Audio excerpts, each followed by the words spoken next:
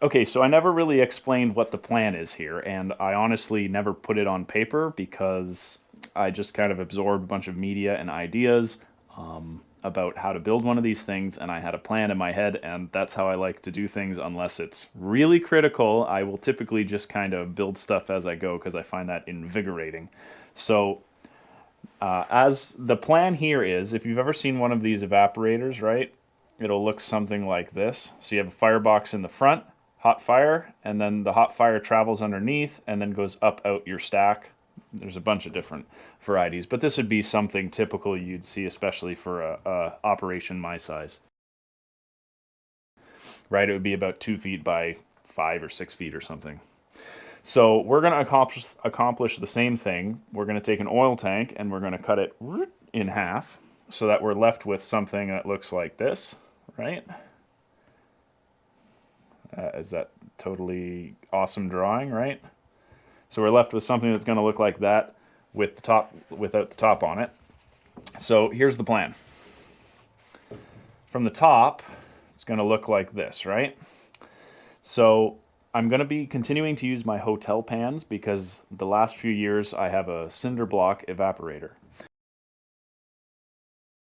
But this year we're upgrading to that, but I'm a cheap Dutchman, so we're not going to buy a new pan, we're going to use the pans we got. So I'm building a little subframe inside the plate steel from the tank, and then I'm building these little subsections.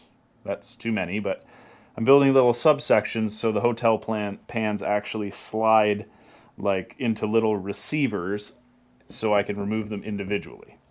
So from the side, what we're doing is we're going to aping the style of a normal evaporator. We're going to here, we're going to have the firebox, right? Hot fire, hot, hot. And then feeding wood in there, and the air is going to come in the front door. I don't have a damper or nothing on it because I'm too lazy. I just open the door. And we're going to using some leftover plate steel from the top. We're going to put a plate on an angle like this, some plate like that. And then we're going to put some plate like that as well. So I put little pins on the inside of the oil tank to hold it up and then just tacked it in. And then using a chunk left over from the top, I added a little section here for the stack. So air comes in the front, hot fire, hot, hot, hot, and then the hot air travels underneath all the pans and then up out the stack. It's a 7-inch stack or something. Again, it's what I had before. So something else that'll be a little different from a more commercial setup is instead of having a big fancy pan that sits on top and then the whole fire and heat and everything boils the whole big pan that sits on top, I'm going to continue to use my hotel pans, which means that those little receivers are here, here, here, right? So they're actually going to be sitting more into the flames. So this does create some difficulties as far as scorching the sides of the pans and stuff. But again, I already had these and I'm cheap. All right, so oil tank time. Here she is, ready for the big reveal. Ta-da! Wow. You'll see it's in pretty good shape. I paid about 200 Canada bucks for it, and that's a lot for an old used tank, but this has a critical difference. It's actually longer by, I'm going to say, about a foot or at least 10 inches. It's actually longer than a standard tank. Again, this is not in freedom units, but a normal tank is something like 900 liters, and then this one is 1,011 liters, or 1,111, something like that. And so it's actually longer. So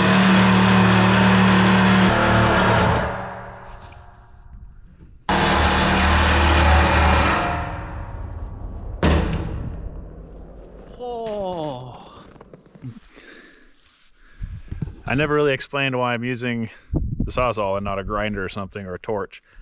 Sort of like gasoline. This is probably me being overly cautious, but my sort of the way my brain's working is gasoline, the liquid, is very flammable, but that's not typically what makes stuff explode.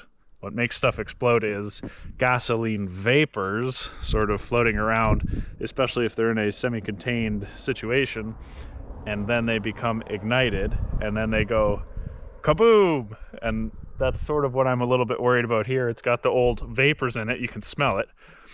So it's sort of a semi-contained, compressed vapor area, and I'm going to introduce a spark to it. And there's some, you know, oxygen holes there. I don't know. That's why I'm using a Sawzall. Whatever. 2 Sawzall blades makes my brain feel better either way. All right, we're back. Warm gloves, charging the GoPro. Let's cut the other side.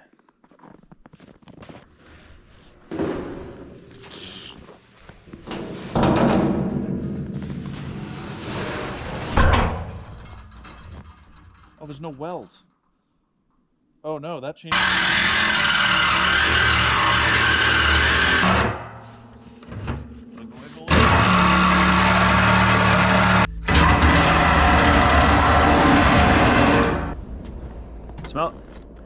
Smells like victory. Alright, had a bit of a whoopsie there, but alright. Let's flip it over one more time.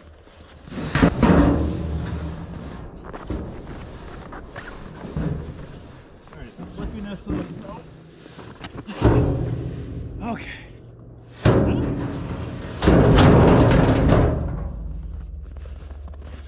The slippiness of the snow helps until it doesn't help.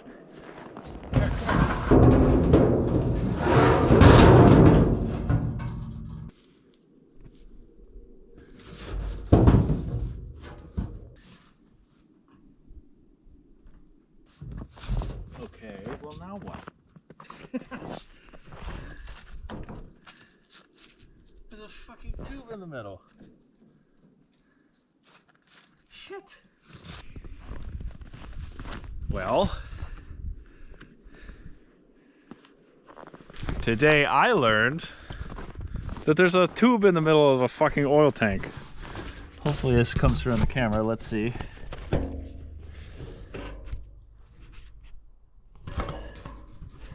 There's a big, you can see it right there. There's a big freaking steel pipe that goes in the middle of the tank. It connects to this.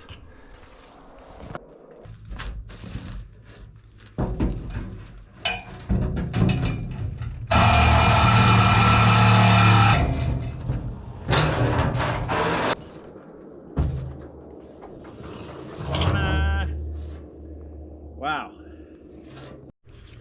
All right, hi. Welcome to my garage, shop, storage, everything on the farm here.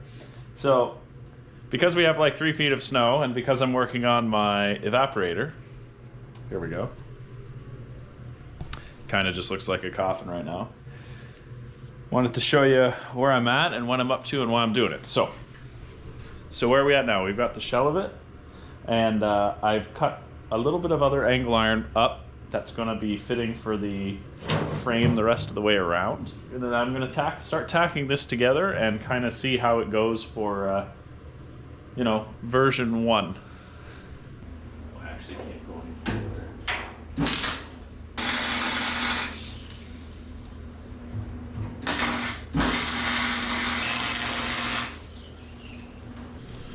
So one thing I'm doing a little differently than I would in a perfect world is with this evaporator, I don't have anything like a nice pan that's fancy that'll sit on top of it. So I'm using, this is pretty common practice for bums like me. We got these, this is an old out of condition one, but we have these hotel pans, I think they're called. So the thing that's tricky about them is they are exactly a foot wide, but they're actually like 21 inches from the edge of that to the edge of that. The oil tank is 2 feet edge to edge. So what's happening here with the angle iron is my pan's actually going to just fall into the thing. So what I'm going to do here is I have some pieces of flat bar, and I'm going to clamp them up onto the edge of the angle iron and give myself another, I don't know, whatever half of that is. I think that's 1 1/4 inches. So that'll give me another, you know, a little over 1/2 inch. What would that be, 5/8? And then I'll be able to fit that pan on there perfectly.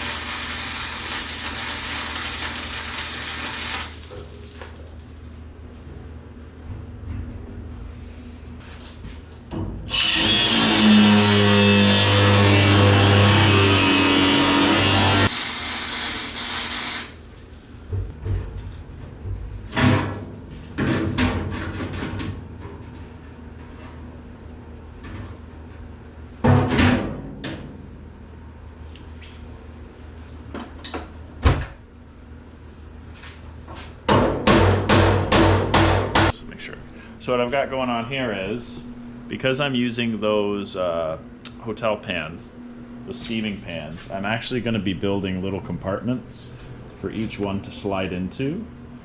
So I don't typically like welding with T-posts, but the main frame is going to be supported with that angle iron, so that's going to be taking the bulk of the weight of all the sap that's going to be sitting in the pans. So I'm just going to use a T-post here because I like how it's strong both directions, because it's got a wide flat here plus the horizontal. Anyways, I'm going to try to do a little weld on each side. I've only tacked it in because most of the weight's taken by here. My welds typically don't, well, it's tough to say, right? Because I think T-posts are made of old, like railway ties and that sort of thing.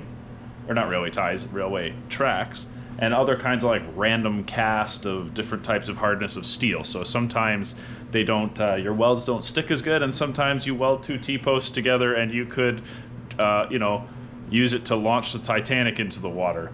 So it's tough to tell, but either way, I'm gonna build a compartment with these T-posts so I can have my 5 trays in here. And then the plan is that one thing that differentiates this particular boiler from a lot of other ones is, instead of staying inside the footprint of this roughly 6x2 space, I put the frame here, but I'm actually going to take the top that I cut off, take part of it, and build a raised situation there for the hot air to come up and go up the chimney. So this is going to be all boiler space, and then I'm going to have an extra foot or two here for the chimney and all that baloney.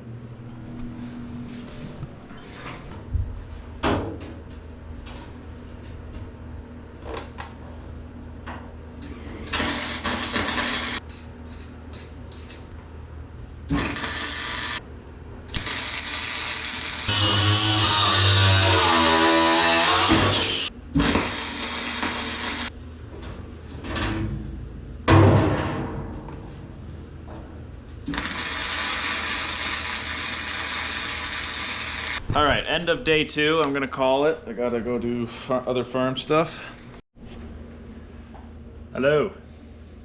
Day 3, 4? Don't even know where we are anymore. So I made a little bit of progress. So here we go. I've actually got my 6-inch pan now because I was doing some testing with it. So I'm working on the front door here. You can see my handy-dandy Etch-a-Sketch situation. Don't mind the straightness of my cut. I've done straighter cuts when I was drunk. I don't know. Anyway, I've got my chimney situation set up. So what I did was I cut, just finished welding some. So I cut a section of plate from the remaining top half of this oil drum. And then I had this fitted, this fitting thing for a 7-inch stack. I already had that existing, so there's a lip on the bottom here. So before I put the plate on, I put that in there and tacked it in, and then I put the plate down. You can see I've welded all along all along this part. So that's also part of the old oil tank. And then I just tacked it. Don't look at the quality of the weld. You can see where I've actually like welded it to weld, and then the rest of it I basically just burned wire to fill the gap. So to create just what's it called? So that air and smoke can come in and out.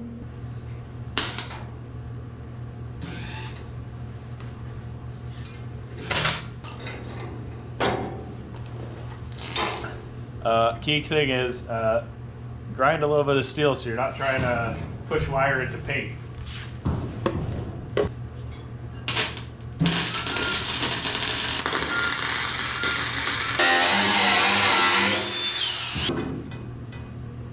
So I'm going to tack a piece of flat bar here.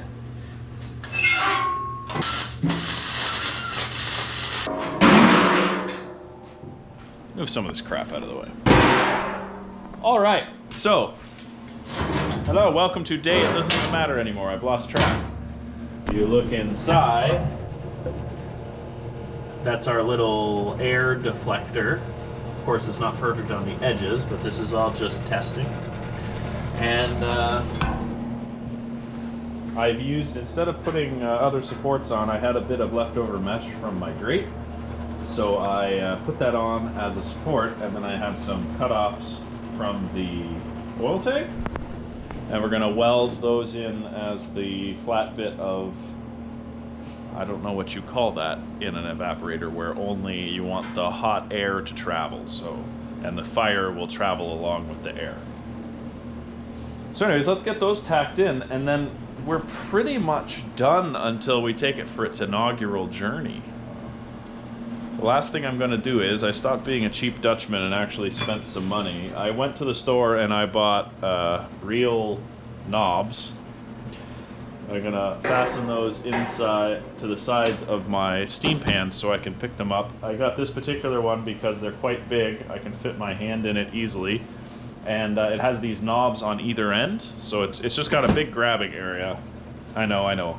Just decided to push the boat out and get something good that will actually let me grab it with my gloves on, because I have some old knobs and I don't want to mess around with that. Anyway, let's get these sheets tacked in.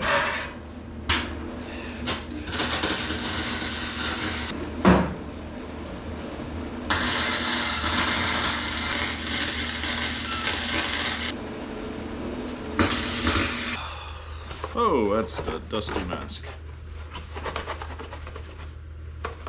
That lens is just about toast anyway, look at that. Anyway, all right. Let's take a look here, what we got going on. All right, so welcome to the grand tour of evaporator version 2. Well, I guess this is my version 3. Iteration 1.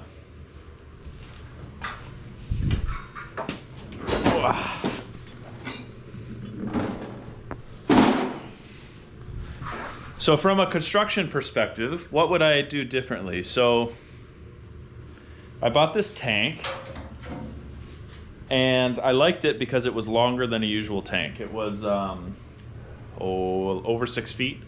And normally tanks are under 6 feet. They're like 60 inches-ish. It depends, but one of the detriments to it that I saw in the pictures but wasn't sure what would happen, had all those ribs and stuff. You can see on my door here, right? So it has all these ribs.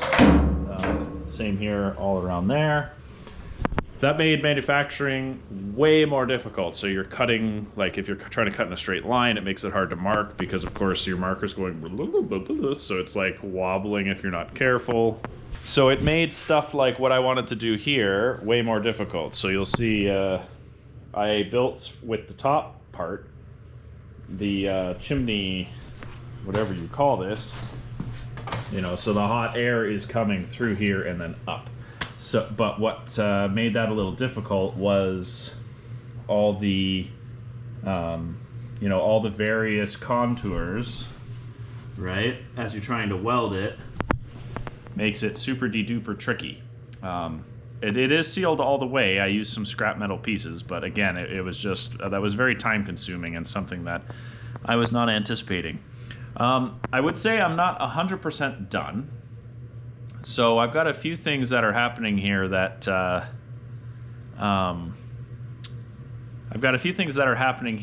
I'm going to adjust once I run it a little bit. So you'll see there are some little gaps that potentially smoke could come out.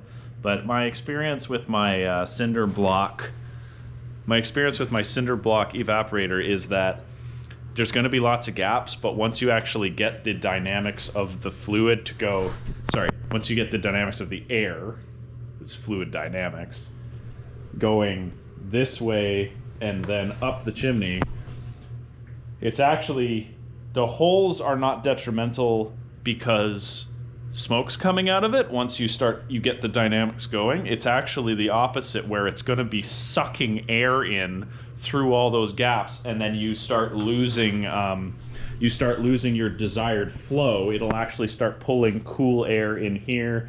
And then another thing that I've done, just for now until I know for sure I'm happy with everything, is except for this section here, these angle irons are actually not welded on either side.